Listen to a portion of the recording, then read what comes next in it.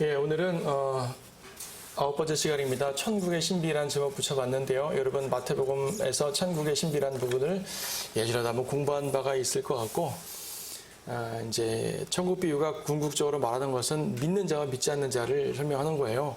예수님께서 전파하시는 모든 과정에서 오늘 다룰 내용들이 믿는 자와 믿지 않는 자들에 대한 뚜렷한 대조를 많이 볼 수 있는 내용들이 많았어요. 그래서 그 부분을 중심으로 천국 이제 비유와 또 그 주변 사건들을 통해서 믿는 자와 믿지 않는 자들이 어떻게 대조가 되고 주님께서 어떻게 그들을 다루시는지 이 부분을 중심으로 살펴봅니다. 역시 갈릴리 사역에 해당되는 부분이고요. 그러니까 전기 갈릴리 사역의 네 번째 부분으로 기억합니다. 제일 처음에 등장하는 내용은 뭐냐면은 오늘 이제 처음 등장한 내용은 용서받을 수 없는 죄라는 주제예요. 이게 뭐냐면은 이제 바리새인들이 와서 예수님의 사역에 흠을 잡습니다. 예수님이 사역하는 것에 대해서 예수님의 기적에 대해서 두 가지 반응이 기본적으로 존재합니다. 한 가지 반응은 백성들이 환영하는 거예요. 백성들이 환영하는 건데 또 한 가지 반응은 이제 반대하는 거죠. 환영하는 반응은 뭐냐면 백성들이 뭐라고 말하면 마태복음 12장 23절에서 이분이 다윗의 아들이 아니냐라고 말합니다. 이분이 다윗의 아들이 아니냐라는 말은 무슨 말인가 하니 야 이분이야말로 다윗의 아들이 아니냐 그 말이거든요. 이분이야말로 다윗의 아들이 아니면 도대체 누가 다윗의 아들이겠느냐. 즉 이분은 다윗의 아들이다 그 말입니다. 다윗의 아들이란 말이 뭡니까? 기다리던 메시아, 이스라엘의 메시아거든요. 다윗의 아들은 다윗의 보좌를 차지하는 왕입니다. 이스라엘의 왕으로서 다윗의 후손, 그렇죠. 다윗에게 주신 그 언약을 받는 사람이에요. 그런 메시아죠. 그래서 예수님의 표적들이 바로 왕으로서의 표적이라는 것을 앞에서도 쭉 설명했었는데 백성들이 그걸 알아보는 거예요. 이 표적은 왕의 표적임을 알게 되는 거예요. 그래서 예수님을 메시아라고 인정을 하게 되는 거죠. 직접적으로 메시아 소리친 건 아니지만 그 마음속에 그렇게 받아들여지고 있는 것입니다. 하지만 여기 반대하는 무리가 누구냐면은 바리새인들이에요. 마가복음에서는요. 그러니까 이제 마태복음에서 그냥 바리새인이라고만 나와 있는데 마가복음에서는 예루살렘에서 내려온 서기관들, 내려온이죠. 갈릴리는 북쪽에서도 내려온 거예요. 예루살렘이 수도니까 올라가는 거고 남쪽이지만. 자, 예루살렘에서 내려온 서기관들이 이렇게 말합니다. 이 말은 곧 뭐냐면 예루살렘의 공식 입장이란 말이에요. 이것이. 예루살렘 성전 중심의 이 종교에서 공식 입장이 뭐냐면 예수는 마귀 들렸다. 비엘세붑을 힘입지 않고서는 마귀들을 쫓아낼 수 없다. 저건 비엘세붑의 힘이야. 여러분 비엘세불 그거 중요하지 않아요? 이제 헬라어의 발음은 비엘세불이라는 발음이 주로 이제 그런 발음으로 되어 있고 킹제임스 성경에서는 비엘세붑이라는 그 발음으로 되어 있어서 이제 킹제임스 성경 번역이니까 이제 킹제임스 성경에 따라서 비엘세붑 그러는데 비엘세불이라고 해도 틀린 건 아닙니다. 어쨌든 마귀 를 지칭하는 이름 중에 하나가 비엘세불 혹은 비엘세붑이에요. 이제 마귀들의 통치자라 그러거든요. 그러니까 마귀 대왕이란 말이죠. 예수님을 마귀래요. 여기에 대해서 예수님께서 뭐라고 말씀하시냐면 용서받을 수 없는 죄라고 정죄를 하십니다. 자, 용서받을 수 없는 죄. 여러분 마태복음 12장을 이제 펴셔요. 마가복음 봐도 되는데 뭐 마태복음 펼쳐놨을 테니까.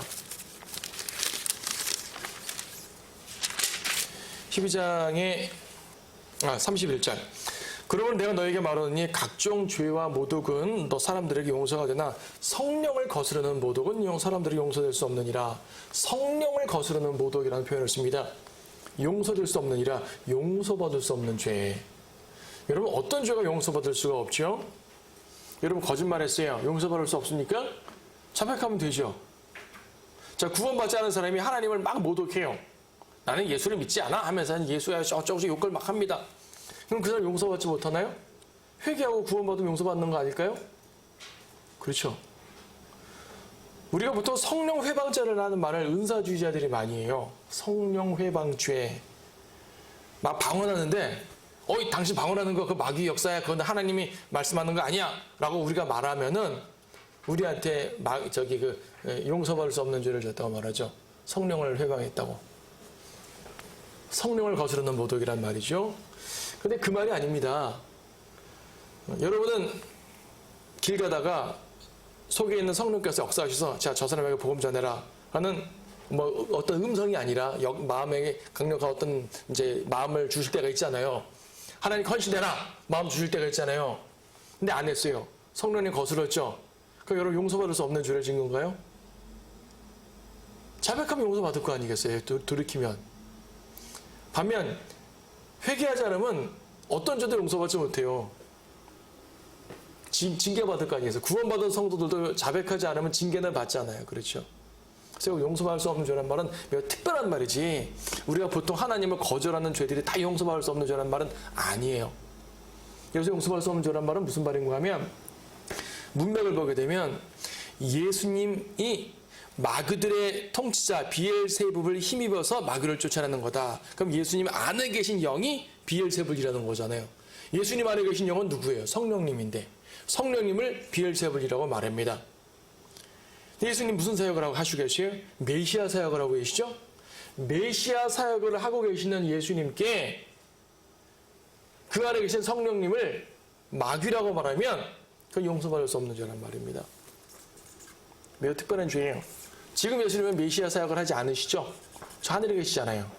육체로 계시지 않죠? 지금 이 죄를 질 수는 없어요. 이 죄는 예수님이 육체로 계셔서 메시아 사역을 하실 때 마귀 들렸다라고 말하면 모독하면 용서받을 수 없는 특별한 죄예요. 이제는 우리는 지금 질 수 없어요. 초림 때 사람들이 졌죠. 바리새인 이런 사람들이. 그리고 이제 주님 재림하셨을 때도 육체로 오시니까 그땐 진짜 메시아잖아요. 그때도 이렇게 모독하면 그는 용서받지 못하게 되죠. 그래서 여기 이 세대에서나 오는 세상의 수도 32절 보게 되면 이 세상에서나 오는 세상의 수도 마찬가지니라. 오는 세상 천년왕국 때도 마찬가지라는 말 하는 겁니다. 오늘날은 이 죄는 특별한 죄이기 때문에 짓지 못해요. 다만 그래도 성령을 방해하는 건 옳지 못하니까 우리 안에 성령의 역사를 거절하는 건 옳지 못하니까 우리는 성령의 음성이 항상 귀를 기울여야 되는 건 맞아요. 그렇죠. 육체를 입고 메시아 사역을 행하는 동안에 한정되는 죄이기 때문에 그 이것을 가지고 좀 죄를 졌다고 당신 용서받지 못하고 하고 정죄할 필요는 없다. 특별한 상황임을 알 수 있습니다. 어쨌든 근데 용서할 수 없는 죄를 진 대상이 누구예요? 여기서 지금 바리새인들 아니에요, 그렇죠? 바리새인들, 서기관들. 이들이 왜 용서받을 수 없는 죄를 지냐면 예수님께서 행하시는 모든 사역들마다 사사건건 트집을 잡습니다. 그리고 다음 장면을 보세요. 다음 장면은 바리새인들이 같은 문맥이에요. 바리새인들이 예수님께 말합니다. 38절이죠. 선생님, 우리는 선생님께서 표적을 보기 원합니다. 표적을 보여주십시오. 아니, 좀 전에 앞에서는 예수님이 행하시는 표적들을 마귀 역사라고 말했잖아요. 근데 지금은 가가지고 선생님 표적 보여주십시오라고 말한 건 뭐냐면 지금 예루살렘에서 온 서기관들이니까 직접 본 적은 별로 없잖아요. 그래서 예수님이 행하는 표적을 가만 관찰했다가 트집 잡으려고 요구하는 거죠. 그러니까 이 사람들은 마음속에 믿지 않으려는 강력한 의지를 가지고 말하는 겁니다. 믿으려는 목적으로 표적을 원하는 것이 아니라 시험하려는 목적이죠. 이들이 예수님의 표적을 보기 원했다면 얼마든지 볼 수 있어요. 예수님은 거의 매일 표적을 행하셨으니까 맘만 먹으면 언제든지 볼 수 있죠. 예수님을 한 5시간만 따라다니면 표적을 수없이 볼 겁니다. 일부러 보여달라고 하는 것은 시험하려는 목적이죠. 그래서 예수님께서 뭐라 말씀하시냐면 39절 악하고 음란한 세대가 표적을 구하나 선지자 요나의 표적밖에 줄 표적이 없도다. 요나의 표적 외에는 줄 표적이 없다. 요나의 표적 외에는. 이건 무슨 말이에요? 요나의 표적이 뭐예요? 요나가 사흘날과 사흘밤을 고래 뱃속에 있었듯이 인자도 그처럼 사흘날과 사흘밤을 땅의 심장 속에 있을 것이라. 죽고 부활하시는 거죠. 죽으심과 부활. 나를 거절한 사람에게는 어차피 믿지 않으려고 작정을 했기 때문에 너희들한테 줄 표적 없어요. 표적 안 줘. 대신 하나는 줄게. 아무리 못해도 하나는 줄게. 그게 뭐냐면 내가 죽고 부활할 거야. 죽고 부활하신다는 사실을 요나라는 사람을 통해 예를 들어 주신 것입니다. 네. 왜 그렇죠? 아무리 악한 사람이라도 믿고 구원받는 그 기회는 주셔야 되기 때문이에요. 믿지 않는 모든 죄인에게 주시는 마지막 표적은 죽으심과 부활입니다. 아무리 악한 자라도 예수님께서는 그에게 구원의 기회를 주시죠. 바리새인 서기관, 사두개인 누구를 할지라도 너희들 딴 거 안 믿어도 좋으니까 이것만은 믿어라. 내가 곧 죽을 텐데 믿어야 돼. 라고 제시하셨습니다. 그 이후에 그들은 끝까지 거절합니다. 결과적으로도 믿지 않아서 용서받지 못하고 끝나게 되겠죠. 많은 바리새인들이 그렇게 되었습니다. 자, 이어지는 상황은 뭐냐면 주님의 모친과 형제들이 예수님께 왔습니다. 주님을 찾아왔어요. 주님을 찾아와가지고 왜 찾아왔는지 모르겠어요. 찾아왔어요. 12장 마지막 부분이죠. 46절 주께서 아직 무리에게 말씀하고 계시는데 보라 주의 모친과 형제들이 밖에 서서 주에게 말씀드리고자 하더라. 무리가 꽉 차서 안으로 들어갈 수가 없었답니다. 그래서 밖에서 부르니까 이제 딴 사람이 예수님께 예수님 당신의 어머니와 형제들이 찾아왔습니다. 잠깐 나와보시죠. 웬일인지 예수님께서는 이들을 좀 홀대하신 것 같아요. 보통 같으면 나가서 맞이하든지 길 좀 비켜드려 라고 해서 모시든지 해야 될 거 아니겠어요? 어머니가 오셨는데 형제들이 왔는데 근데 48절에서 뭐라 그러십니까? 예수님께서는 썩 기쁘게 맞이하시지 않았습니다. 누가 내 모친이고 누가 내 형제들이냐? 그리고 이 방 안에 있는 제자들을 딱 가리시면서 이들이 바로 아버지의 뜻을 해가는 이들이야말로 이제 곧 내 형제요, 내 모친이요, 형제요, 자매니라라고 말했죠. 자, 왜 그랬을까요? 아마도 이 동생들이, 예수님의 동생들이 예수를 믿지 않았을 겁니다.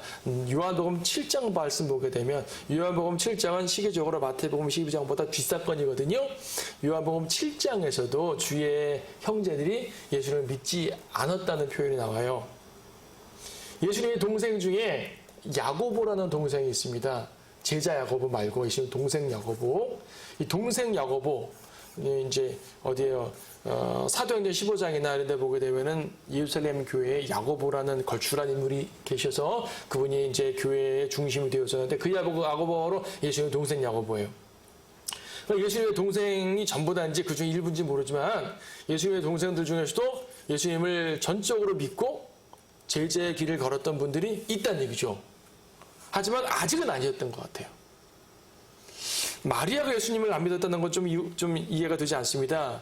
마리아는 예수님을 이제 낳을 때부터 예수님이 특별한 일을 할 때 모든 상황 속에서 가서 마음에 두었거든요. 좀 특별한 탄생이고 하나님의 아들이었으니까. 그래서 마리아가 예수님을 안 믿었다고는 보기는 좀 힘들겠지만 아마도 동생들이 어머니 좀 갑시다. 형님이 지금 이상한 짓 하고 다녀요. 이렇게 끌고 온 것 같아요. 상황이. 명확하진 않습니다. 하지만 적어도 예수님께서 자기 가족들을 기쁘게 맞지 않았죠. 왜 그랬습니까? 예수님의 관심은 이제 믿는 자들이에요. 여기 앉아서 내 말을 듣는 자들. 하나님의 말씀을 듣고 그분의 뜻을 따르는 자들. 이들 이외에 누가 내 형제냐? 사실 예수님께서는요. 하나님의 거룩한 일을 하는, 즉 죄인을 구원하시는 그 엄청난 일을 하심에 있어서 혈육이 중요하지 않은 상태잖아요. 우리가 볼 때는 좀 매정하시네. 예수님께서는 혈육이 중요하신 분이 아닙니다. 그리고 제자들에게도 쟁기를 잡고 뒤돌아보면 안 된다고 말씀하신 분께서 더욱더 그러하셨겠죠. 여기서는 이 장면만 가지고 예수님을 믿었다라고 말하는 섣부를 넣을 수 있지만 뒤에 나온 다른 구절들을 비교해 보건대 이 형제들이 예수님을 믿지 않은 상태였었어요. 그래서 예수님께서는 그들을 홀대하거나 무시하셨다는 개념이 아니라 예수님의 마음속에는 관심은 육신의 형제들보다는 믿는 형제들이 더 중요했다는 얘기죠. 이것이 하나님의 나라를 추구하는 그분의 모습이었고 또 제자들에게도 요구하시는 모습입니다. 그래서 믿는 자들과 믿지 않는 자들이 대조가 매우 중요하죠. 자, 그래서 천국의 신비가 나옵니다. 마태복음 13장인데요. 마가복음에서는 4장 나와 있고 누가복음은 8장 나와 있어요. 천국의 신비는 마태복음에서는 7개의 비유가 나오는데 마가복음에서는 3개의 비유만 나오고 누가복음에서는 1개의 비유만 나와요. 그래서 아무래도 이 장면을 설명하려면 마태복음을 중심으로 설명하는 것이 수월하겠죠. 그렇죠? 마태복음에는 천국 비유라는 표현을 썼고 마가복음과 누가복음에는 하나님의 나라라는 비유를 썼습니다. 오해하시면 안 되는 것은 마태복음에서는 천국, 마가복음에서는 똑같은 상황을 하나님의 나라라고 묘사했으니까 천국과 하나님의 나라는 같은 거 아니냐? 이렇게 질문하는 분들이 종종 있는데 그건 아니고요. 같은 거라 하더라도 천국이라는 말은 메시아 왕국을 직접적으로 말하는 용어이기 때문에 마태복음에만 쓰여요. 마가 누가복음은 똑같은 상황이라도 의도적으로 천국이라는 말을 쓰지 않고 하나님의 나라라고 순화해서 쓰고 있습니다. 왜냐하면 천국부터 큰 틀에서는 하나님의 나라라고 볼 수 있으니까. 하나님 다스리는 거 맞잖아요. 그렇죠? 그래서 이제 하나님의 나라의 비유로 써있지만 마태복음에서는 천국으로 되어 있다. 지금 마태복음 14장 13절 1절을 보게 되면 예수님이 집에서 나가셔가지고 바닷가 아니셨어요? 바닷가 아니셨는데 큰 무리가 바닷가로 모여들었습니다. 바닷가에 앉아서 무리를 상대하려니까 무리가 점점 밀고 들어오잖아요. 물에 빠질 지경이 됩니다. 예수님께서는 거기 앉아있는 배 하나를 딱 잡아 타셔가지고 그러니까 세워져 있는 정박해 있는 배 위에 앉아서 묻지를 바라보면서 설교하신 거죠. 여러분 그 바닷가에서 소리 질러본 사람 누구나 압니다. 파도 소리 때문에 잘 안 들리잖아요. 예수님 목소리 엄청 크게 지르시는 거예요. 잘 안 들립니다. 하긴 예수님께서는요 5,000명을 먹으셨을 때 5,000명 이상 모이던 사람들한테 다 설교하셨으려면은 요즘처럼 마이크도 없는 상태, 그렇죠? 여러분 저는 거리 설교할 때 마이크 없으면 절대 안 해요. 왜냐면 내가 아무리 소리쳐도 저 사람들 제대로 안 들리니까. 들리는 게 목적이지 내가 소리치는 게 목적이 아니잖아요. 그래서 저는 항상 목소리가 약해서 마이크를 들지 않으면 거리에서 못 하는데 예수님 시대에는 마이크 없이 당연히, 그렇죠? 요즘에도 목소리 좋으신 형제님들 보게 되면은 마이크 없이 쩌렁쩌렁 무슨 말하는지 또렷하게 들리는 그런 음성을 제가 듣는데 참 부러웠어요. 예수님은 더 크셨을 것이다. 그렇죠? 파도 치는 바다에서 심한 파도는 아니라 하더라도 이제 그 설교하는 게 되게 힘든 건 저를 경험을 봤어요. 아니 바닷가에서 걸어주고 해봤거든요. 너무 힘들더라고요. 자, 예수님은 이제 배에 앉으셔가지고 앞에서 산상설교가 했던 것처럼 제가 선상설교라는 이름을 붙여봤어요. 제가 붙인 거니까 교리적으로 중요한 말 아닙니다. 배 위에 앉았다 그 말입니다. 자, 마태, 마가, 누가 모두 이 같은 상황을 묘사합니다. 바닷가에 몰려든 백성들에게 배 위에 앉아서 설교를 하셨어요. 자, 천국의 신비라고 표현합니다. 시기적으로는 교회 시대에 적용되는 거예요. 그런데 천국이라는 말을 썼어요. 우리는 앞에서 몇 번 설명드렸어요. 천국은 메시아 왕국이라면서요. 메시아 왕국. 메시아 왕국인데 뒤에 보겠지만 다 교회 시대에 적용되는 내용이거든요. 아니 메시아 왕국이라면서 교회 시대를 말하죠? 의아해하는 분들이 종종 있습니다. 이건 뭐냐면 그냥 천국 말고 천국에 신비라는 단어를 썼잖아요. 신비. 미스터리한 거예요 지금. 천국이 신비롭게 뭔가 바뀌었어요. 원래 정상적인 천국이 아니에요. 정상적인 천국은 메시아께서 왕으로 딱 임하셔가지고 다스려야 되는 게 천국인데 지금 뭔가 이상해요. 천국이 신비적인 상태로 감추어져 버렸어요. 마태복음 13장 17절 말씀 보시게 되면 그런 말 있죠. 진실로 내가 너에게 말하니 많은 선지자들과 의인들이 너희가 보는 것을 보기 원하였으나 보지 못하였고 너희가 듣는 것을 듣기 원하였으나 듣지 못하였느니라. 이사야서 6장 말씀을 쭉 인용하시면서 구약 선지자들은 너희들이 보는 걸 보고 싶어 했어. 근데 못 봤어. 근데 너희는 봐. 이렇게 말씀합니다. 이게 도대체 뭐죠? 뭐예요?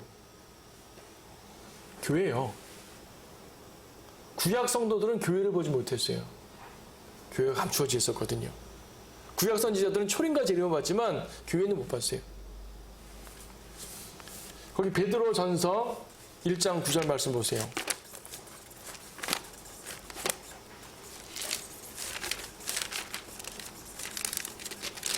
베드로전서 1장 9절 말씀 보게 되면 이는 너희 믿음의 결과 곧 너희 혼들의 구원을 받음이니라. 이 구원에 관해서는 너희에게 임할 은혜에 관하여 예언한 선지자들이 열심히 조사하고 살펴보던 것이며 그들 안에 계셨던 그리스도의 영이 선지자들 안에 계신 그리스도의 성령께서 그리스도의 고난과 다가올 영광을 미리 증거하실 때 구약 선지자들은 예수님의 고난과 부활을 증거했습니다. 설교했습니다. 예언했습니다. 고난과 다가올 영광, 재림, 왕으로 오시는 것은 이런 걸 증거할 때 그 영이 무엇을 또 어떤 시기를 지시하시는지 탐구하던 것이니라. 여기서 어떤 시기가 언제를 말할까요? 선지자들은요 예수님의 고난도 예언했고 영광으로 오는 것도 예언했는데 뭔가 안 보여서 열심히 살펴봤어요. 탐구했어요. 어떤 시기를 말하는지 살펴봤습니다. 위에서 말한 혼의 구원, 우리에게 임한 구원을 이게 어떤 시대에 임하는 거지 하고 찾아봤는데 잘 못 찾았던 거죠. 어떤 시기를 말하는 걸까요? 신약시대의 구원을 말합니다. 선지자들은 신약시대를 못 봤거든요. 그러니까 이제 교회시대를 못 봤단 말입니다. 심지어 천사들도 살펴보기를 간절히 바랬지만 살펴보지 못했어요. 그러니까 지금 교회는 감추어진 신비고, 그렇죠? 천국은 위대한 메시아 왕국으로 잔잔하고 등장해야 되는데 유대인들이 거절함으로 말미암아 쭉 감춰져 버린 거예요. 이렇게 천국이 쭉 예언되다가 쭉 감춰져 버렸어요. 그리고 주님 재림하면 천국이 쫙 드러나겠죠? 그렇죠? 이 감춰져 있는 시기, 이 시기가 바로 교회 시대예요. 그렇죠? 교회 시대. 그래서 천국의 신비들 이 상황이 마태복음 13장이 교회 시대에 적용이 됩니다. 그렇다고 이 천국의 신비 자체가 교회 자체를 가리키는 비유를 말하는 게 아니라 이 적용되는 시대가 교회 시대다. 적용되는 시대가. 천국이 쭉 감춰졌다니까요. 감춰진 게 어느 시대라고요? 교회 시대. 그럼 이 7가지 비유는 모두 교회를 가리키는 비유인가? 아니요. 7가지 비유 중에 교회를 직접 말하는 비유도 있지만 대부분은 교회가 아니라 세상에서 벌어지는 일들에 대해서 펼쳐집니다. 다만 시기가 교회 시대라는 말일 뿐이에요. 자, 어떤 일들이 벌어집니까? 어떤 비유들이 있습니까? 자, 이걸 다 말하면 한이 없겠죠? 지금 보게 되면 마태, 마가, 누가복음에서 정리할 때 마태복음에서는 씨 뿌리는 자의 비유, 독보리 비유, 겨자씨 비유, 누룩 비유, 밭에 거진 보물, 진주, 그물 쭉 있어요. 마가복음에는 그중에서 씨 뿌리는 자의 비유만 공통적이고요. 누가복음도 똑같이 공통적이에요. 씨 뿌리는 자의 비유 알죠? 4가지 밭 나오는 거. 씨를 뿌렸더니 첫 번째 씨는 길가에 떨어져서 마귀가 쏙 빼앗아 갑니다. 두 번째 씨는 뿌렸더니 자갈밭, 돌밭에 뿌려져 가지고요. 뿌리가 나오는 것 같다가 제대로 못 나오죠.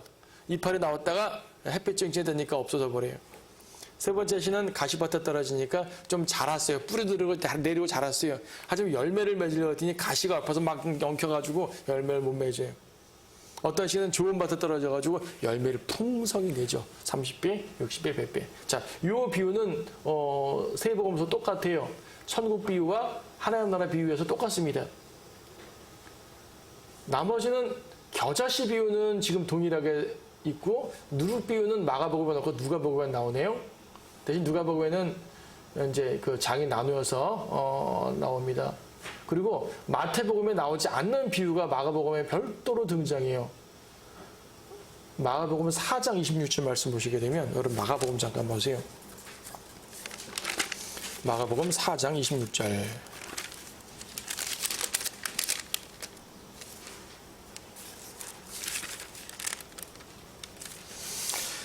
하나님의 나라는 이와 같으니 마치 어떤 사람이 땅속에 씨를 뿌려 밤낮 자고 일어나는 동안 그 씨는 싹이 어떻게 나고 어떻게 자라는지 그가 모르는 것과 같으니라. 이는 땅에 저절로 열매를 내미니 처음에는 싹이 나고 그 다음에는 이삭이 패고 그 후에는 이삭의 나달이 가득하게 되느니라 그럽니다. 자, 여러분 농사 지어 보셨나요? 저는 큰 농사는 안 지어보고 텃밭 농사는 지어봤는데 씨를 뿌려봤어요. 물도 주어봤어요. 그랬더니 싹이 나더라고요. 싹이 나고 또 뭐 어떤 식물은 뭐 이렇게 나무를 이렇게 지지대를 만들어주기도 하죠. 자, 농복하는 일은 그게 답니다. 그런데 이상하게 저 땅속에서 뭐가 나오더라고요. 너무 신기하죠. 그리고 저절로 이런 엽록소 작용을 하더니 자라고 먹을 수 있게 만들어지는 겁니다. 열매를 맺습니다. 자, 여러분이 과학적인 지식이 있으면 구체적으로 이해할 수는 있어요. 아, 이건 과학적으로 무슨 작용이고 엽록소 작용이고 생장점증 등 설명할 수는 있지만 그래도 식물 속에서 일어나는 것을 여러분이 압니까? 모르잖아요. 자고 일어나면 이만큼 자랐네. 자고 일어나면 이만큼 자랐네. 신비합니다. 하나님이 하시는 일입니다. 자, 이건 특히 천국 비유가 아니라 하나님 나라를 말하는 비유에만 등장합니다. 이거는 영적으로 여러분 자신을 말하는 것일 수가 있어요. 하나님께서 복음의 씨를 뿌립니다. 우리 이 씨 뿌리는 자의 비유에 보게 되면 4가지 씨가 있잖아요. 이 중에서 돌짝밭에 뿌린 씨는 아웃이에요. 지금 이 마가복음 4장에 있는 자라나서 열매를 맺는 이 열매까지 냈으니까 지금 길가에 뿌려진 씨는 아웃입니다. 돌밭에 뿌려진 씨도 마가복음 4장의 비유에서는 아웃이에요. 그렇죠. 가시밭에 뿌려진 씨도 아웃이에요.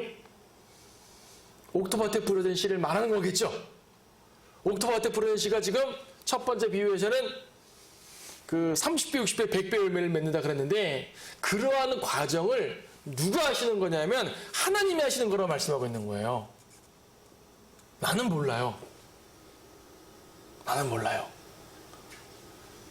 고린도전서도 말씀했죠. 누구는 씨를 뿌리고 누구는 물을 줬으나 자라게 하시는 분은 하나님이시니라.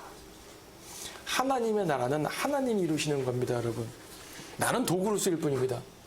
나는 도구로 쓰이긴 하지만 결과적으로 하나님이 하신다는 것. 이것이 예수님께서 이 비유를 통해서 말씀하고자 하는 것이 아닐까 합니다.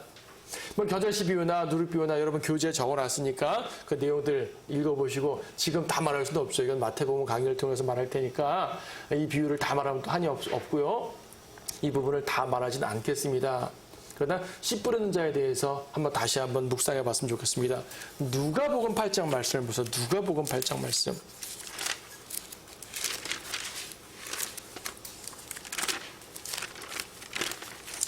누가복음 8장에 있는 비유, 이거 뭐 세 복음서 똑같이 말씀하지만 묘사가 조금씩 다르니까 그렇죠. 누가복음 8장 12절 씨가 길가에 떨어졌다는 것은 그들이 들으나 마귀가 와서 그들의 믿음에서 말씀을 빼앗아 가버리므로 믿지도 구원받지도 못하는 자들이요. 여러분 복음을 전하지만은요 마귀가 쏙 뺏어 가버리는 사람이 있습니다. 복음을 직접적으로 거절해버리는 사람들 많죠. 이들은 믿지도 못하고 못 믿으니까 구원도 못 받는 사람들을 말합니다. 바위에 떨어진 사람, 그러니까 이제 돌밭에 떨어진 사람은 이 사람은 구원받지 못했단 말 하지 않네요. 구원은 받은 사람 같아요. 그런데 기쁨으로 말씀을 받아요. 기뻐합니다. 감정적으로 동요합니다. 근데 뿌리가 없기 때문에 잠시 있다가 시험을 받을 때 떨어져 나갑니다. 특히 마태나 마가에서는 말씀으로 인해서 시험이 올 때, 고난이 올 때, 나의 믿음 때문에 박해가 오거나 남들이 손가락을 칠하거나 뭐 침뱉음 당하거나 이럴 때 믿음 때문에 손해보게 되면은 믿음을 버린 사람이에요. 배교할 수도 있고 배교까지는 아니지만은 뭐 희미한 신앙생활을 하는 거죠. 14절 가시떨기 사이에 떨어졌다는 것은 말씀은 듣기는 들어도 이생의 염려와 부와 쾌락에 억눌려 온전함에 이르는 열매를 맺지 못하는 자들이요.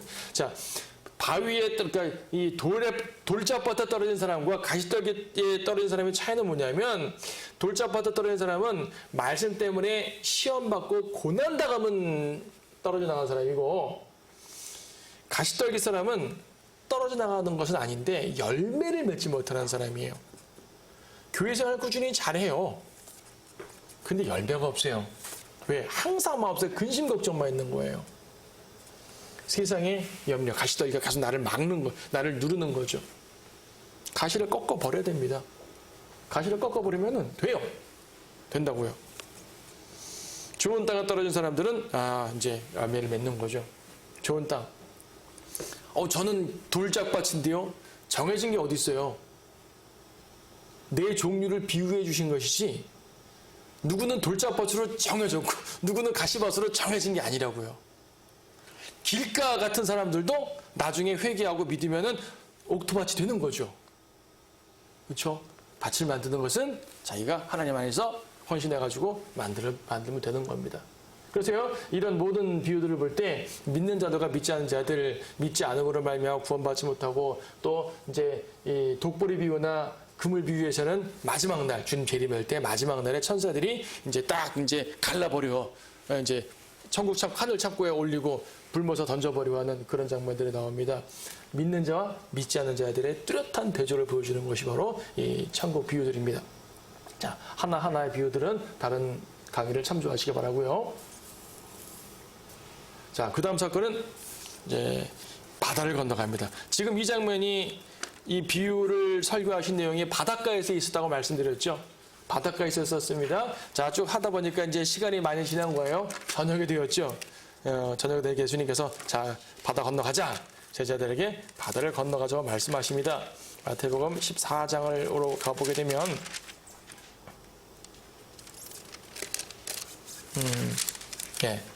요거는요, 마가복음을 봅시다. 마가복음을 좀 더 연결될 것 같아요. 저기 써있네요. 마가복음 4장을 보게 되면 그날 저녁이 되자라는 표현이 딱 나와요. 마가복음 4장 몇 절이요? 35절이죠. 그날 저녁이 되자, 그날이 뭐예요? 바로 앞에서 비유 말씀하신 날. 그날 저녁이 되자 주께서 제자들에게 말씀하시길 좌편으로 건너가자. 마태복음과 누가복음에서는 다른 사건과 섞여가지고 그냥 사건의 단순 나열로 이제 묘사했는데, 마가복음에서는 그날이라는 표현을 씀으로써 연결돼 같은 날임을 알 수 있겠죠. 그날 저녁이 되자. 마태복음에서는요, 이제 배를 타고 떠나려고 하니까 몇 명이 찾아옵니다. 무리 중에서. 예수님, 저도 주님을 따라가겠습니다. 그때 예수님께서 뭐라 그러십니까? 여우들도 굴이 있고 공중의 새들도 인자 있지만은 인자는 머리 누울 데가 없다. 그래도 따라올래? 거기에 대한 대답이 없죠. 따라갔을까요? 그 사람은? 답이 없습니다. 또 어떤 사람은 제가 주님 따르겠습니다. 근데요, 먼저 나로 가서 우리 아버지 장사 지내고 올게요. 이분이 아버지가 당장 죽어서 장례를 해야 되는 상황이라면 예수님이 갔다 오지 말라 그러셨을까요? 그건 아닙니다. 이 사람은 지금 이 생의 일들을 더 많이 관심을 갖고 있는 사람이에요. 하지만은 예수님을 따르고 싶어요. 예수님을 따르고 싶은데 자기의 이 염려와 모든 것들을 포기하고 싶지 않는 거예요. 아침 말씀에서도 나왔죠. 주님께 가면 다른 건 포기하고 가야 된다고. 이 사람이 구원받지 못했단 말은 아닙니다. 구원에 대한 말이 아니라 제자도에 관한 말이죠. 제자도에 관한 말입니다. 죽은 자들로 죽은 자를 장사하고 넌 날 따르라. 누가복음에서는 너는 하나님 나라를 전파하라라고 말씀하십니다. 자, 그래서 이 두 사람이 예수님을 따라서 배를 탔는지 안 탔는지는 알 수가 없고요. 주님께서 우리에게 주시는 이제 교훈들이 되는 거죠. 자, 결국 예수님 배를 타셨습니다. 타시고 35절부터 보게 되면 36절부터 보게 되면 배를 타고 가죠. 어떤 일이 벌어졌습니까? 자, 폭풍우가 옵니다. 그렇게 이런 거예요. 이 사람들한테 제자가 되는 길은 말이에요.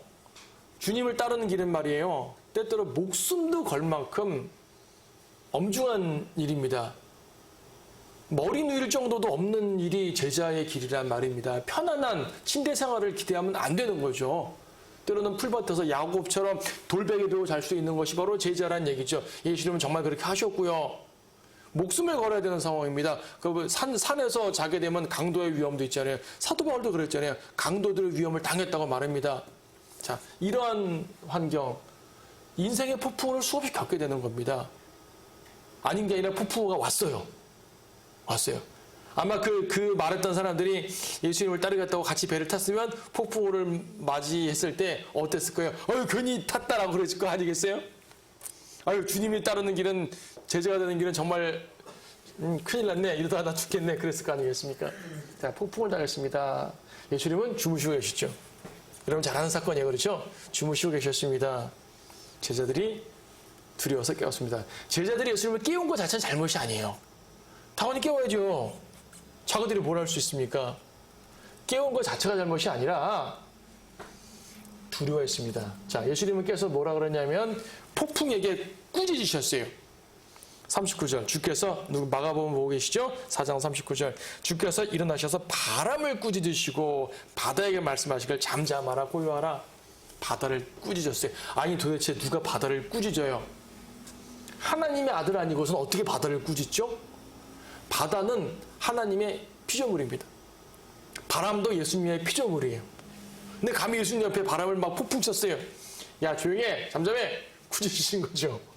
창조주 하나님의 능력이에요. 하나님의 아들로서의 표적이라고요. 다른 것은 보통 이제 왕으로서의 표적, 이스라엘의 왕, 다윗의 아들로서의 표적이라고 메시아의 표적 말하지만, 이 바람을 멈추게 한다든지 소위 말하는 대자연을 관장하는 기적들은 단순한 다윗의 아들의 표적이 아니라 하나님의 아들로서의 표적이 되는 거예요. 그렇죠? 창조주 하나님이시니까. 제자들도 책망하셨어요. 40절 어찌하여 너희는 그처럼 두려워하느냐? 어찌하여 너희는 믿음이 없느냐? 믿음이 없다. 믿음이 없다는 얘기는 믿음이 조금 더 없단 말이 아니라 믿음이 적단 말이겠죠. 마태복음에서 믿음이 적다, 여기서 믿음이 없다, 그 말이 그 말입니다. 믿음이 없으면 책망하십니다. 예수님이 깨운 게 뭐가 잘못이라고? 깨운 것 자체가 잘못이 아니라 두려워했다는 말입니다. 왜 두려워하지? 내가 있는데? 그 말입니다. 근데 이들은 예수님이 능히 이 폭풍을 멈춰줄 수 있다는 믿음을 가지고 주님 깨우셔서 해결해 주십시오라고 간구한 게 아니라 당연히 우리는 하나님께 간구해야 되거든요. 그것이 아니라 그냥 우리가 죽게 되었는데도 개의치 아니하시고 잠만 잡으십니까? 빨리 일어나세요. 우리랑 같이 물이라도 푸세요. 그거죠. 두려워했습니다. 이 두려워했음을 책망한 겁니다. 그래서 믿음 없다고 말씀하신 겁니다. 자, 그들은 앞으로 수많은 영적인 폭풍우를 당해요. 이들이 받을 폭풍우, 여러분, 이들은 유대인들에게 박해를 받았고요. 로마 제국의 박해를 받았고요. 그렇죠? 무수한 영적 박해를, 세상의 박해를 받았습니다. 그런 폭풍우를 무수하게 겪게 되는 거죠. 이분들은 향후에. 여러분도 마찬가지 아닙니까? 여러분 인생에 폭풍우 많이 겪잖아요. 그걸 대비해서 말씀하신 거예요. 예수님이 괜히 배 타고 가면서 괜히 왜 주무셔요? 안 주무실 수 있는데 제자들에게 너희가 앞으로 당할 수많은 인생의 폭풍우들, 이 폭풍우 너희 안에 내가 있다. 그걸 믿으라라는 걸 미리 보여주시는 거죠. 배 안에 주님이 계셨다니까요. 이 배 안에 주님이 계신 거예요. 우리 안에 주님이 계신 거예요. 근데 우리는 두려워한다고요. 제자들처럼 두려워한다고요. 예수님은 주무셨다고 말하지만은 우리 안에 계신 예수님은 주무시지 않아요. 그래서 주무시는 것처럼 보이게 하기 위해서 이렇게 상황을 그렇게 만드신 거지만은 시편에 나오지 않습니까? 하나님은 졸지도 주무시지도 않는다. 그분의 눈동자는 항상 우리를 쳐다보고 계신다. 그렇습니다.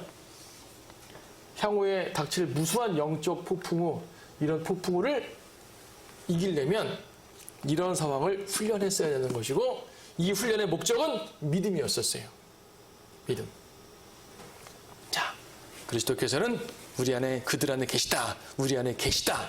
이것을 보여주고 계십니다. 믿음. 자, 건너갔습니다. 건너가니까 어떤 일이 벌어집니까? 마가복음 펼치고 있으니까 마가복음을 계속 봅니다. 5장에서 가다라라는 지방이 나옵니다. 가다라. 마태복음에는 겔게세인들의 지방, 여기는 가다라인들의 지방. 이제 그거는 표현 차이니까 중요하지 않죠.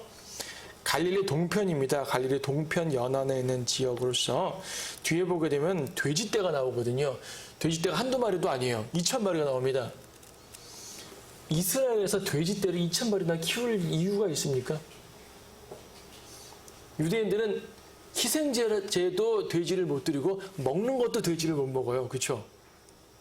근데 돼지를 한두 마리도 아니고 2,000마리를 키운다는 얘기는 이거는 유대인들이 아니라 이방인들이라는 얘기입니다. 그래서 갈릴리 동편 지방에는요, 이방인들이 많이 살았었어요. 예수님께서는 어떤 이유에서인지 그들에게 갔습니다. 딱 가자마자 나타난 사람이 누굽니까? 마귀 들린 두 사람. 마가복음에서는 그냥 한 사람에 대해서 쭉 자세하게 묘사하지만 마태복음에서는 두 사람이라고 나옵니다. 마태는 세리잖아요. 세리니까 숫자에 민감해요. 밝아요. 그래서 두 사람을 정확히 쓴 거고, 마가복음에는 숫자가 중요한 게 아니라 그 사건이 중요하니까 그냥 숫자는 언급하지 않고 그냥 한 사람에 대해서, 어떤 사람, 한 사람에 대해서만 언급을 하는 거죠. 자, 결과적으로 마귀 들린 두 사람인데요. 어떻습니까? 무덤가에 살았습니다. 무덤. 우리나라처럼 봉부 있는 무덤이 아니고요. 거기는 이렇게 이 굴처럼 파놓은 무덤이거든요. 어떤 무덤은 시신이 들어있으니까 뚜껑을 이제 돌로 닫아놓기도 하고, 어떤 무덤은 아직 시신이 들어있지 않으니까 개방되어 있는 것도 있고, 하여튼 그 주변에 사는 거예요. 무덤 지역을 사는 겁니다. 더럽다는 얘기죠. 벌거벗었습니다. 수치를 모른다는 얘기죠. 네. 자기 몸을 자해합니다. 그래서 자해는 마귀 역사인 경우가 많아요. 오늘날도. 건전한 지식, 건전한 머리를 가진 분이 자해를 할 리가 없죠. 자해. 또 어떤 일이 있습니까? 계속 묘사를 보게 되면 쇠사슬을 막 끊었다 그래요. 쇠사슬을 끊었다는 얘기는 단순하게 힘이 세다는 말이 아니라 통제불능이라는 말이에요. 왜 쇠사슬을 묶겠습니까? 통제가 안 되니까 감금시키는데 그 감금도 안 된다는 얘기죠. 통제되지 못한 엄청난 힘을 가집니다. 하나님의 힘은 절제됩니다. 성령의 힘은 절제됩니다. 성령의 역사 중에 절제가 있잖아요. 주님이 여러분에게 어떤 물리적인 힘이나 지혜로서의 힘이나 어떤 권력이나 뭘 준다면 그래서 여러분이 하나님의 뜻에 따라서 잘 절제하고 적당하게 활동할 수 있도록 질서 있게 주시는 거예요. 하지만 마귀가 주는 힘은 어떻습니까? 질서 없이 절제되지 않고 막 남용하잖아요. 세상 사람들 권력 가지고 막 남용하잖아요. 만약 여러분에게 권력을 주어지고 계면 남용하겠습니까? 잘 쓰겠습니까? 잘 쓰실 거죠? 잘 쓰실 거죠? 또 있어 봐야 알죠, 또. 나중에 또 이렇게 시험 들면 안 돼요. 시험 들면 안 돼요. 자, 그리스도인들은 그렇습니다. 하지만 다윗도 권력을 가지고 죄를 지었던 것처럼 누구나 그럴 수가 있는 거죠. 자, 통제되지 못하는 힘을 받을 것을 좋아하지 마셔야 되는 겁니다. 마귀역사에.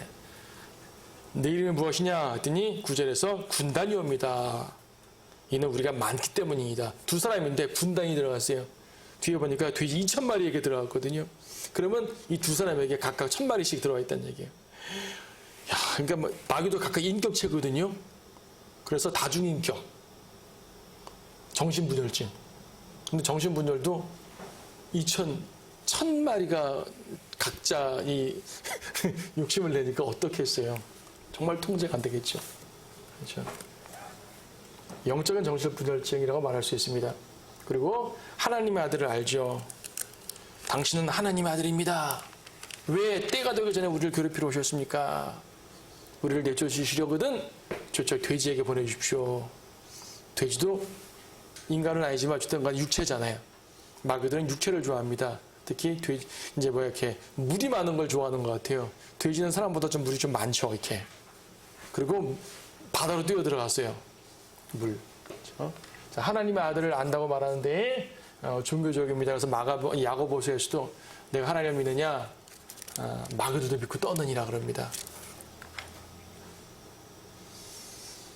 예수님께서는 치유해 주셨습니다. 결과적으로 이 돼지떼들은 몰살했지만 이 두 사람은 살아났어요. 이 사람은 이제 정신이 온전해지고 또 옷을 입고 가만히 앉아 있을 수 있고 통제될 수 있는 상황이 되었습니다. 잘 됐어요. 중요한 건 가다라 사람들, 목격한 사람들입니다. 이들이 우르르 와서 봤습니다. 도대체 어떻게 된 거야? 이 마귀 들린 사람이 치유된 걸 보더니 신기했죠. 그냥 신기한 게 아니라 두려운 거예요. 도대체 어떤 일이 벌어진 거지? 겁나죠.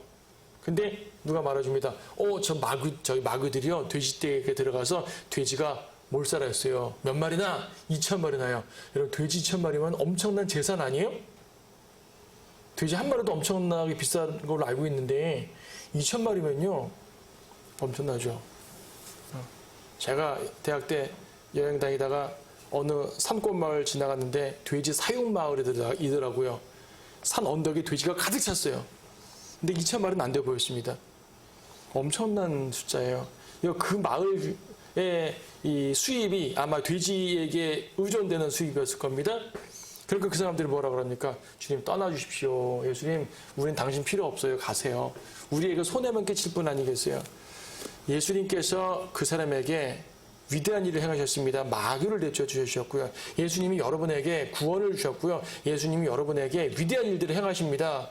예수님이 여러분에게 앞으로 모든 것들을 이끄셔가지고 영광을 이끄시는 분이에요. 근데 주님을 따르다 보게 되면 때때로 경제적 손해를 볼 때가 있어요. 주님을 따르다 보게 되면 때때로 몸이 아플 때도 있어요. 주님을 따르다 보게 되면 가정에 약간의 우환이 있을 수도 있어요. 욕도 먹을 수도 있어요. 난 당신 때문에 돼지 2,000마리를 손해보고 싶지 않아요. 가세요. 그러면 곤란하죠? 자, 이 사건들이 하나하나 다 우리에게 주는 설교예요, 사실은. 돼지 때문에 예수님을 거절한 사람들. 엄청난 재산이거든요. 주님 때문에 재산을 손해본다고 주님을 떠나보낼 것이냐. 그래서 예수님도 하나님과 재물 사이에 선택하라고 말했지 않습니까? 재물은 신이에요, 신. 자, 그런 일이 벌어졌습니다.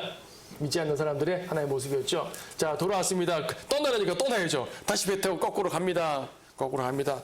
21절. 배 타고 건너편으로 갔습니다. 다 유대인들의 지방으로 가셨어요. 사람들이 또 예수님을 마주 나왔습니다. 22절 보니까 회당장 야이로라는 사람이 있습니다. 회당장 야이로. 이 사람에게 12살 된 딸이 있는데 마가복음 이 본문에 보게 되면은 22절 내 어린 딸이 죽어가고 있습니다. 물리적으로 죽어가고 있어요. 임종을 앞두고 있는 상태예요. 빨리 가서 내 딸에게 안수해서 살려주십시오. 그러니까 마가복음은 죽어가는 딸을 살려달라고 와서 얘기하다가 그 과정에서 딸이 죽은 묘사가 나오고 마태복음에서는 죽어가는 이 과정을 생략하고요. 죽었다는 전제에서 이제 이야기를 풀어나갑니다. 자, 관점이 약간 다르긴 하지만은 이제 큰 이 사실을 그러니까 이 사실을 그 사건적으로 말하게 되면은 아직 죽지 않은 상태에서 예수님을 만난 거죠. 죽지 않은 상태에서 만났어요. 예수님을 급하게 끌고 가겠죠. 예수님 손잡고 막 끌고 갑니다. 빨리 가시오, 빨리 가시오. 근데 이미 여기는 군중들이 가득 차 있습니다. 예수님을 기다리는 군중들이 가득 차요. 군중들을 뚫고 가려면 힘들어요. 야이로는 예수님의 손을 잡고 막 이끕니다. 근데 갑자기 예수님이 멈춥니다. 누가 내 옷자락을 만졌느냐. 12년 된 유출병 여인. 12살이란 말이 아니라 유출병을 12년 동안 앓고 있었던 여인. 믿음으로 옷자락을 만졌어요. 뒤로 가서 살짝 만졌겠죠? 수많은 사람들이 예수님을 밀쳤습니다. 예수님의 옷자락을 만진 사람들이 한둘이 아니에요. 근데 이 여인만 치유받았어요. 왜? 믿음으로 만졌으니까. 믿음으로 만졌습니다. 예수님께서는 누가 내 옷자락을 만졌느냐 물었죠. 사람들 이해가 되지 않았습니다. 하나님은 모든 사람들에게 은혜를 주십니다. 하지만 믿음으로 손을 뻗는 자만 구원을 받는 거고요. 믿음으로 손을 뻗는 자만 기도 응답을 받는 것이고요. 믿음으로 발을 뻗는 자만 무리를 걷게 되는 것이죠. 모든 사람에게 기회를 주신 것이 하나님께서는. 이러는 사이에 회당장 야이로의 마음은 어떨까요? 빨리 가야 되는데 자꾸 지체되고 있는 거거든요. 아닌 게 아니라 그때 자기 집에서 한 명이 와가지고 죽었습니다. 예수님 그만 괴롭히십시오. 여러분 같으면 어떻게 했습니까? 주님 원망스럽습니다. 좀만 빨리 가면 되는데 어차피 저 여인이 치유받았으면 된 거지 왜 멈춰 서서 대화까지 하십니까? 빨리 가면 되지. 야이로는 그러지 않았어요. 마태복음에는 야이로의 믿음을 기록하고 있는데 마태복음 9장 18절에서 내 딸은 죽었습니다. 하지만 주님께서 안수해 주시면 죽어도 살 것입니다. 부활의 믿음을 가졌네요. 놀랍습니다. 예수님도 대응해 주셨습니다. 아이는 죽지 않아서 자고 있어. 야이로의 집에 갔더니 수많은 사람들이 장례 행렬을 하고 시작한 거예요. 아이가 죽었다고. 자고 있느니라 조용히 하라. 그리고 뭐라 그랬어요? 마가복음에 보게 되면 탈리타 쿠미, 소녀야 내가 너에게 말하노니 일어나라. 예수님이 잔대면 자는 거예요. 그렇죠? 예수님이 잔대는데 감히 누가 죽었다 말합니까? 예수님이 잔대면요 자는 겁니다. 무덤 속에 있는 성도들 예수님이 저 위에서 누구누구가 일어나라 하면 일어나는 거예요. 그렇죠? 저 위에서 누구누구가 이리로 올라오라. 그래서 이 말은 마치 하늘에서 우리를 부르는 휴거의 음성과 비슷합니다. 달리다코미 말은 일어나라 올라오라 그 말 같아요. 예수님이 잔대면 자는 거라니까요. 그렇죠? 그래서 성도의 죽음은 잠이고 주께서 부르시면 일어나게 되어 있습니다. 자, 믿는 자는 이렇게 영광을 보게 됩니다. 마지막 사건, 오늘의 마지막 사건. 마태복음 9장에 보게 되면 마가와 누가복음은 안 나오고 마태복음에만 나옵니다. 두 소경을 치유하신 장면 나와요. 두 소경 치유하신 거 딴 복음서도 있는데요 라고 말할지 모르겠지만 그건 다른 사건이에요. 소경을 치유하신 사건은 한두 번이 아니니까 여기서 마태복음 9장에 나온 사건은 요 이어지는 사건 속에서 등장하는 소경을 고치는 사건인데 이때 뭐라 그럽니까? 마태복음 9장 27절에서 다윗의 아들이여 우리를 불쌍히 여겨주소서. 다윗의 아들이여. 대화를 잘 봐요. 27절에서 다윗의 아들이여 우리를 불쌍히 여겨주소서. 28절에서 예수님이 뭐라 그럽니까? 너희는 내가 이 일을 할 수 있다고 믿느냐? 소경들이 말합니다. 주여 그러옵니다. 예수님이 또 말씀하십니다. 그래? 너 믿음대로 되라. 믿음이 강조됐어요. 믿음이 강조됐어요. 이 사람들은 지금 다윗의 아들을 불렀기 때문에 메시아를 믿는 믿음으로 치유됐죠. 하지만 어쨌든 믿음이에요. 예수님을 그분의 합당한 이름으로 불러야 돼요. 여러분도 어떻게 예수님을 불러서 구원받았습니까? 예수님을 주님으로 불렀죠. 예수님을 구주로 불렀죠. 예수님을 하나님의 아들로 불렀죠. 예수님을 어떤 위대한 선지자로 불러 구원받았습니까? 예수님을 어떤 4대 성인으로 불러 구원받았습니까? 아니죠. 그분의 합당한 이름을 불러야 됩니다. 자, 믿음이라는 얘기예요. 믿음. 예수님은 믿은 대로 될지어다. 믿지 않으면요. 믿은 대로 될 게 없어요. 믿은 대로 될지어다. 전 믿음 없는데요? 그럼 될 게 아무것도 없는 거죠. 믿는 대로 될지어다. 그래서 여러분의 믿음을 크게 갖추십시오. 부자가 되기 위해 크게 갖는 거라든지 권력을 얻기 위해 크게 된다는 것보다도 하나님 안에서 내가 무엇을 해야 될지 주님의 온전한 일꾼이 되기 위해서 믿음을 크게 잡으십시오. 주님께서 원하시면 안 될 것이 아무것도 없다는 그 강력한 믿음을 가지고 나아가십시오. 주님의 명령대로 믿어야 구원도 받는 거고 주님의 명령대로 믿어야지 기도 응답도 받는 것이고 주님의 명령대로 믿어야지 이 거친 세상을 이겨나갈 수가 있는 것입니다. 이 믿음이 오늘 여러분 안에 굳게 자리 잡기를 바랍니다. 오늘 천국 비유를 통해서 그 주변 상황들을 통해서 믿는 자와 믿지 않는 자들에 대한 대조를 쭉 봤는데 이건 오늘 강의뿐 아니라 예수님의 모든 사역에 다 나타나는 바예요. 그 부분의 관점을 가지고 설명을 드린 것뿐이에요. 우리는 믿는 자로서 굳건한 믿음으로 주님께 영광을 돌리는 여러분 모두가 되었으면 좋겠습니다.